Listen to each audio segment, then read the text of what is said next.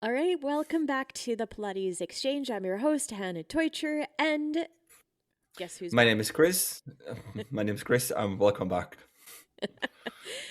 Today, we're going to be just sort of circling back. If you've been following the story, Christian story, and our story over the last months of knowing what's going on, Chris had a break of teaching, and he's back teaching. It's been an incredible adventure, and we're just sort of circling back to see how he feels entering the studio life again.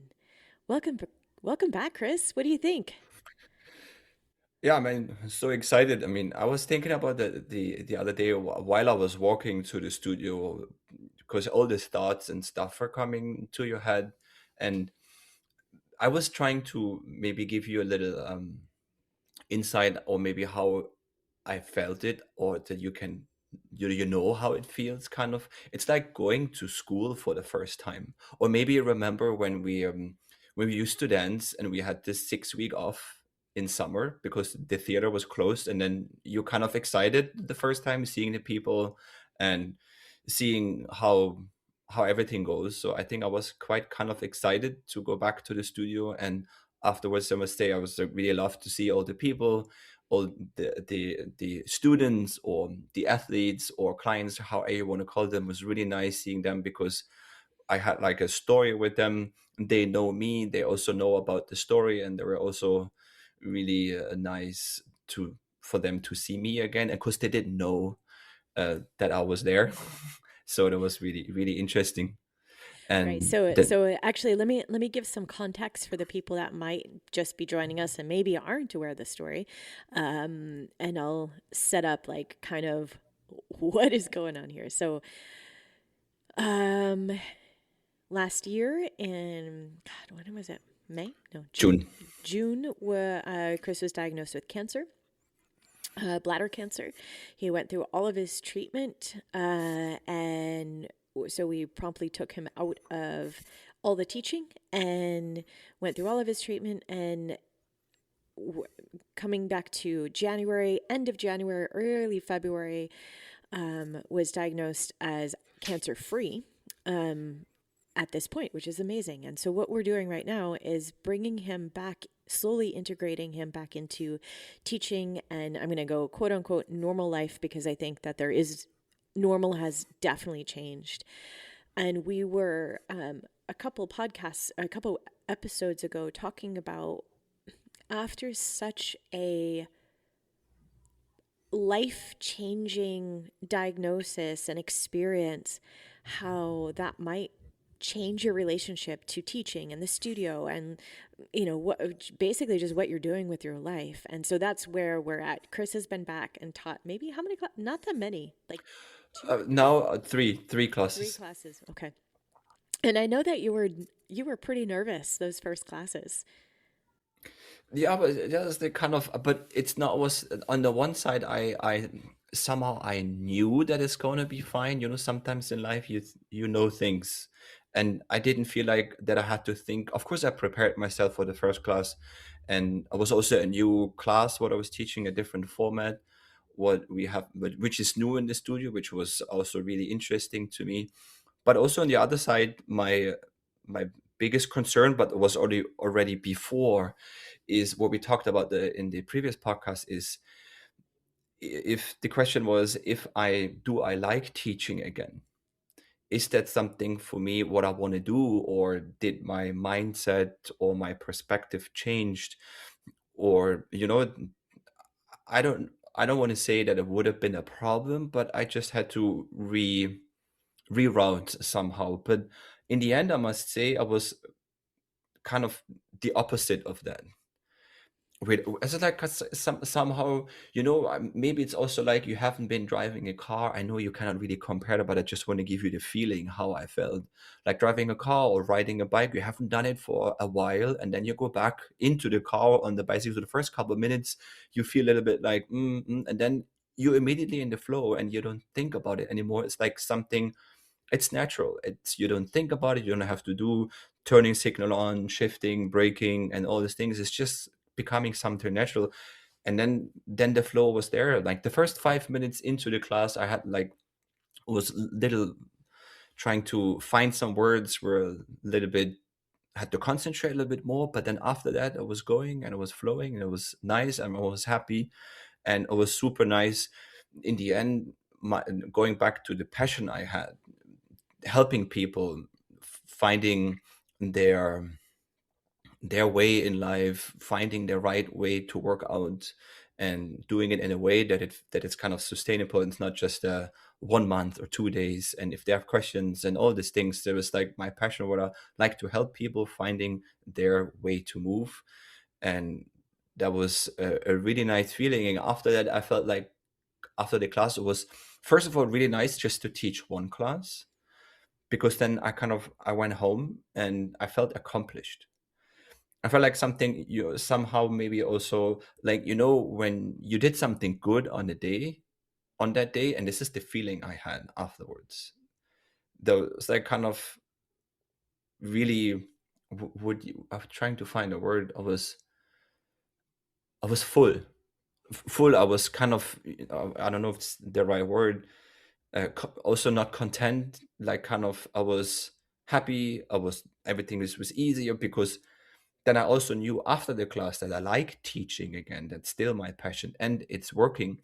And one of the other concerns, what I also had is concentration for this 55 minutes, an hour in the class before. There was actually, I had another concern, what I'll talk about in a second. The first one is, can I keep my concentration? Because there's quite a bit of things to do. You have to keep the exercises, what you teach in your head. You have to concentrate on counting, give them the cues, making sure that everyone feels supported, everyone gets the right amount of attention.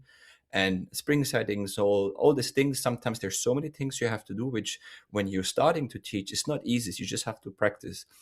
Because I didn't teach my last class, I believe, was in August 2025. So like 7 months ago. So that was also my concern where I was like, And in the end, it was working great. I didn't feel super exhausted after. I didn't have to sleep or take a nap in the afternoon.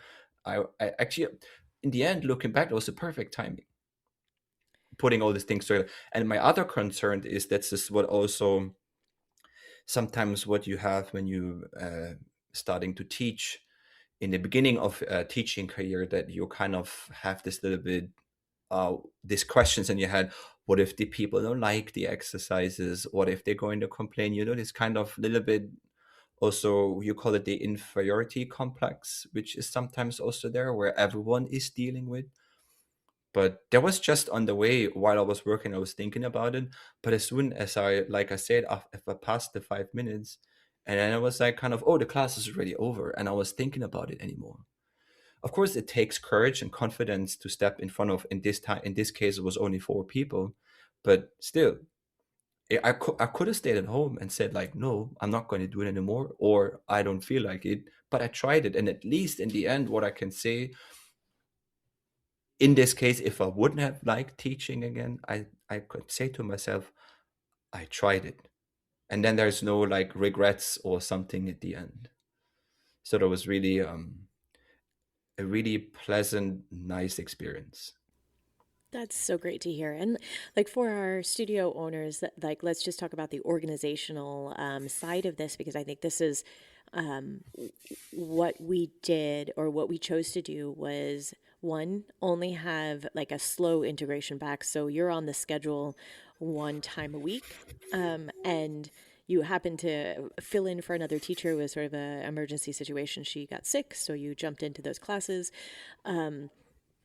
But the plan is just really to integrate slowly. That was one thing that we wanted to be careful of your energy level, your concentration level, and just sort of like give you the time to see how you're feeling in this. That was one. And the other thing is, we didn't make a big deal out of you coming back. You just appeared back on the schedule.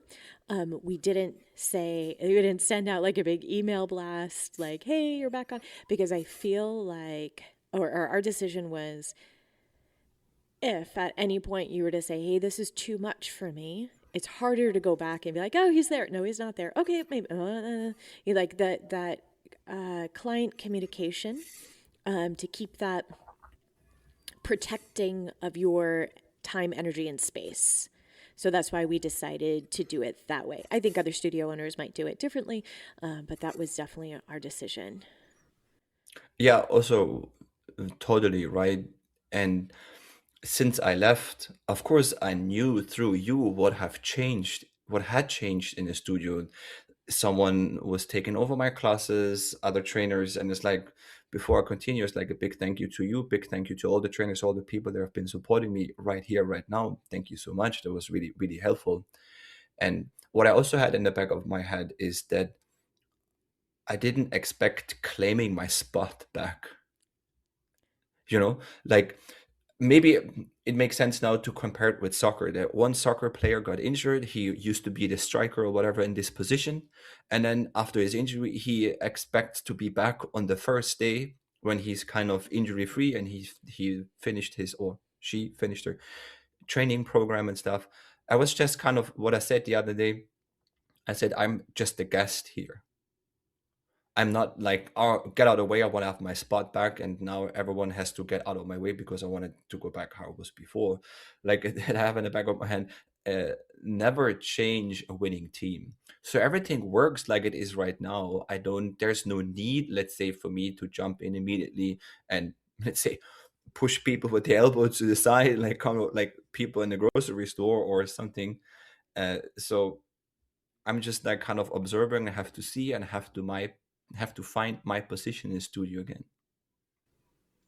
Yeah, I mean, yes, and in a way because I mean, we have um, we have of course a lot of the same people where it's a very stable studio. We don't lose that many clients over a time period, but still there's a lot of new voices that are all coming in. So we have clients that haven't met you and they don't know their story and don't know your story, and so that's also interesting that yes, you're coming into, even though I even though I'm keeping you abreast of all the changes as much as your time, or not your time, but like your energy allowed and your concentration allowed, and that you wanted to know about the new stuff going on. But a lot of that was what you were shielded away from that until about like December-ish, December, January. And then we started to talk a little bit more about what was happening in the studio. So as you're coming back in, you have, the finding your, like you said, claiming your space, but it's a little bit different that like you're a loved part of the team and the community, but it's how, with your new skill set, do you fit within this ecosystem that's there? And I think that's really interesting. And a lot of the work that the back office and stuff like that that used to help me with, that's been taken over by other people. So there's less work for you to do over there. So it is developing an entirely new role that fits you and what you like to do.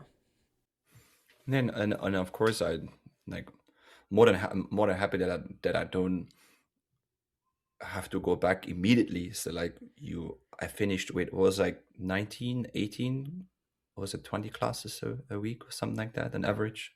I don't know, I think you were some. like 20. I think it was more than, I think you were teaching 23 hours Yeah, a week. and it is, yeah, it's really nice that you just go back and just take it step by step. If I would have to go back immediately to the schedule, what I taught before would have been, probably I would have been really tired the first 2 or 3 weeks.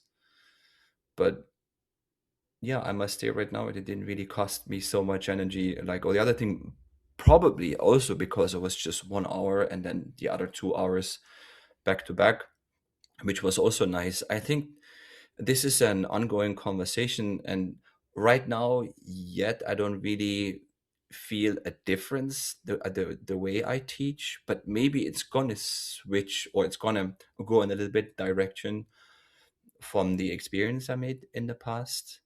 That it's for me even more important to tell people that they should move daily, of course with pauses, and putting it like as a priority even more, because in the end we decide where we want to go, how we're going to end up in all these things. So it's not that I'm going to praise it or you must. I'm just like saying that because of I was moving regularly and kept my muscle mass more or less, I was able to fight the fight I fought. And that's just also tells me again, it's even more important even now in my, before it's always like, ah, yeah, I do it tomorrow. I have to answer this email, or there's something else. A meeting is more important. Now, let's say I'm going to be even more selfish, prioritize it even more, because it's not only for my physical being really nice, also for my mental being.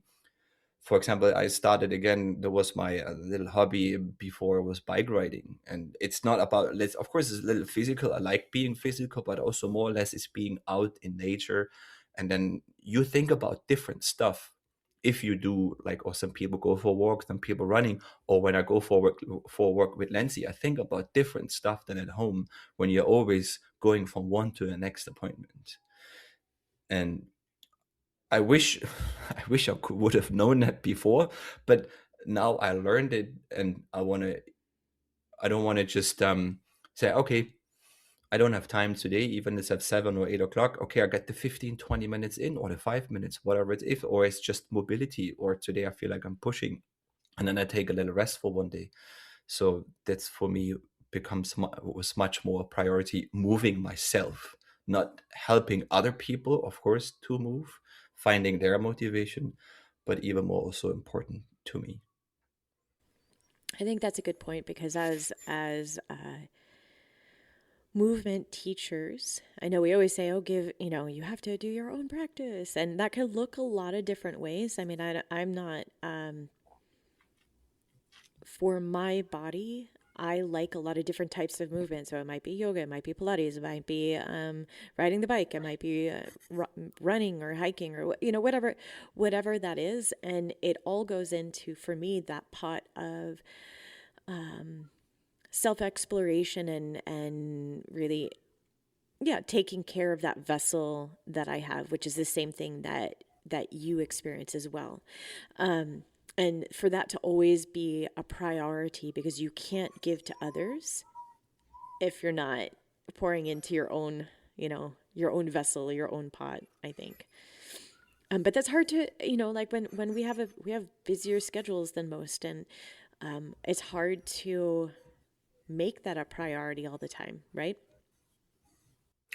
Yeah, that's correct. And also then I was just mostly like everyone else out there, pushing it towards the afternoon, towards the evening, doing the workout or doing the movement session, whatever you want to call that.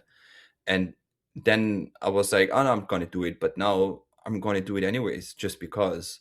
Or I try to get it in the morning, or trying already have a plan in the morning or how it's going to be, even though if there's some things that are going to be different, then I still do it. Even it's just like the other day we just did 20 minutes upper body strength.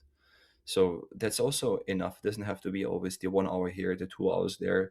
And if I don't have this 1 hour, these 2 hours, then it makes no sense. It's not efficient enough. And no, it's important. Teaching Pilates should be about the class, not the platform.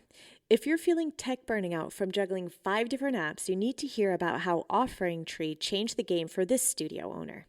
I would say it's definitely helping me to grow the classes, and it's also helping me to focus more on the business because I'm not having to look at a gazillion different tools. It is really nice to have everything all in one place. So I'm not having to like log into this and log into this and make sure this is communicating with this software. So I feel like it's saving me time. And I do love the automatic reminders that I can send to people and customizing some of those reminder messages. That helps to keep students getting back in or getting them here if they signed up. And I would, in the past, when I had Acuity, I actually did that like manually, like I was texting my students. The automations are really nice, and that saves me a lot of time. Let the software handle the busy work so you can get back to your students. Listeners get an exclusive discount at offeringtree.com/Pilates Exchange. Simplify your work today. Yeah, and it's important to block the time out. So for the studio owners, but also the freelancers that have a ton of things on your plate. You're driving from here to there trying to get all your classes and stuff. That if it's not in your calendar, it's not going to happen. Like it's just it won't. You have to schedule it in to make it happen. And this is important not just for your physical health and your mental health, but it's also a part of professional development, that without really exploring the movements yourself, and it could change over time. I mean, it's not that I definitely, when I do my practices now, it's not the advanced practices and anything. It's more foundational stuff for me. But it's still something that I'm learning about how it works for my body at this age. I'm learning how to cue things better. I'm just that whole part of discovery. So putting it into your schedule is great on all of these different levels. Mentally, physically, you're working on your own resilience, but it's also part of the continuing education process, I feel. Yeah, it's also one other aspect. What I also learned when we talk about your daily training routine is that I didn't allow myself to recover before. And also because of the busy schedule we had, when I had the time on a Sunday and I went for a bike ride, I went way too fast, way too much. So just now, like giving yourself the time in between and just really, I didn't even know, without the experience I had in the past couple of years, past couple of months, how it felt to take a pause, how it feels to take a pause. I mean, I was forced to take a pause, kind of. So now it was just like another learning experience I had, which I would have never allowed myself before, maybe which comes from a little bit from dancing, and that our trainers, classical ballet or whatever contemporary dance teachers told us always, you're not good enough. You have to do more. So I always thought that I have to push even more to get to that point, because maybe it was still inside of me. When you dance professionally for like 15 years and you made it through, you did something right, let's say, but also did all the time, each class pushing and pushing. I just got tired, even more tired. And then every day was even harder because I didn't allow myself to recover. Because I thought when you recover, when you take 1 or 2 days off and you just go for a walk, you do your daily movement, you're kind of lazy. But it's not. And on the other side is also, if you don't like, for example, or you like Pilates that much, or bar, or whatever it is, and there's one day you don't feel like doing it, because sometimes, then take a different class. Or like, for example, I was thinking about when I had a hard rehearsal, before a show or after a show, I was tired.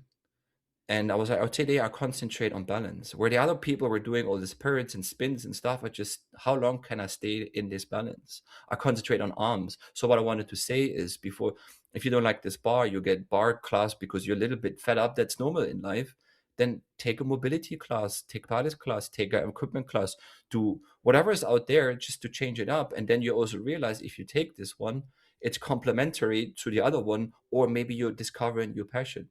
Because like, people go there in the same, I have to do yoga and nothing else is helping me. Maybe a Pilates class, or going, whatever, taking a running workshop or something like that is also nice, just to change it, mix it up. Well, I think that you're right also. It's like changing sometimes, depending on where you are at in life, like you, by changing the focus a little bit of what the training is giving you, not always high maximum output, you can, you know, rest, rejuvenate, recuperate. And this is a skill that you can also transmit to your clients. So by, you know, depending on how you're structuring your classes, if you're having someone that maybe is in a low energy day, by shifting the focus to more mindfulness or breath practice, or how does the movement feel, or looking at details, is a very nice way to continue with the discipline of showing up for yourself, which I do think is really important, but also not having to bridge on that borderline burnout, because you have to do more. Like you're saying, it's not about like, oh, you're lazy. It's about showing up in a different way that fits your energy level, and it fits what you need at that point. Does that make sense to you? Yeah, totally. And the other point, what I also realized, is the training for myself, or when I was going back and building strength myself. And then you have these days where, and all and build strength, you have to go into these uncomfortable situations, into this where you're maybe puffing a little bit more, where you feel like, it's getting uncomfortable. And then there was this time I remember I used some weights for the first time, a little bit more heavier, and I was like, today is not my. I'm already at a heart rate which is not nice to me, so I just decided. Then for the first time, basically in my life, I go down with the weights and I go down with the repetitions and I take a longer pause in between. But I continued in the end, or But I I just think paused for a little second. Yeah.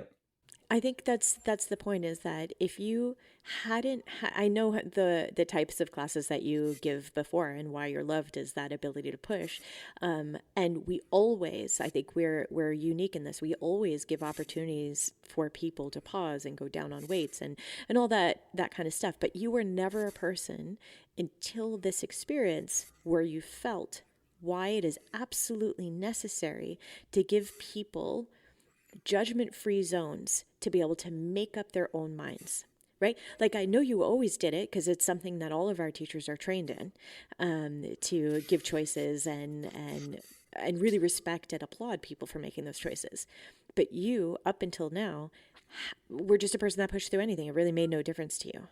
And I really love that this is something that you learned about what it is to be exhausted, to be fatigued, to listen to what your body is saying and say, no, I'm not going to jump over that boundary right now. I'm going to respect it. I'm going to listen to it and make some good decisions about it. So I think that's it. That's the biggest thing that I've seen in the maturity now in you. No, yeah, first of all, it's a nice experience making it myself because I would have never believed that. And if someone told me, I would be like, no, I just continue. But it's also not the point, but also giving them, like you said, the space to other people just to decide for themselves. And sometimes also the mental resilience and the physical resilience on that day when you train, when I go back to where I was like, no, I'm not going to go, I go down from the weights, we're not aligned. So maybe physically I could have done it, but mentally I didn't want to go into this area where it feels uncomfortable for that day. Why I thought I always had to go anytime in order to push. But you can kind of, bring your head closer to the roof or a little bit less. You don't have to go always with your head through the roof. So this kind of level of deciding what I need on that day, or I can kind of now, I feel it, and the voice is telling me in my head, it's not necessary today. There will be another day. Not hopefully, there will be another day where you can push or where you can prove or whatever. Some people do it to themselves that you can do it. Well, I think that's a lot of learning for for one period of life. I think that's really great. Do you have any other aspects of your discoveries in the first few classes back that you would like to share with our studio owners or other teachers that you think would be helpful for them? I mean, I was like, maybe it's that some things you have to experience yourself in order to make it more clear, more transparent to your clients. I don't want to say you have to go through the same thing what I went through, not, but maybe try it. Like as a trainer where you're like a tough trainer, you always want to push your clients and then they are like kind of, no, I'm not going to do this one. See how it feels yourself Absolutely. again and allowing yourself to pause and see the difference without instead of pushing through and being completely exhausted, because in the end you leave something for the next day and you can train the next day as well on a really high level, like physically. Yeah. I That's think what I experienced. Yeah, so I also I think that what's interesting is as a just like you're saying, to experience that, not the illness part of it, just the taking the pauses part, um, of when you are allowing yourself to, like, say if you are that really hardcore person of go go go go, like no stops, no, and you were to take the pause, Notice what's happening in your head. What's the thought process that is going on in your mind of why you didn't want to take the pause? There's always something that's going. There's a thought that's there that needs to be addressed as you, the trainer, and it's also the exact opposite for those people that are teaching right now that really don't like to maybe go to that uncomfortable feeling, the really really hard stuff. Notice what's the thought or the feelings that are holding you back. What are you afraid of? Both of them have something to do with how we see ourselves, and I think that's an interesting place to unpack. Yeah, and maybe also if you can do your weekly training routine, and then you try 1 week, you're gonna push each class as much as you can. And of course, you take a couple of days, and then the following week or the week after, you do also your training routine.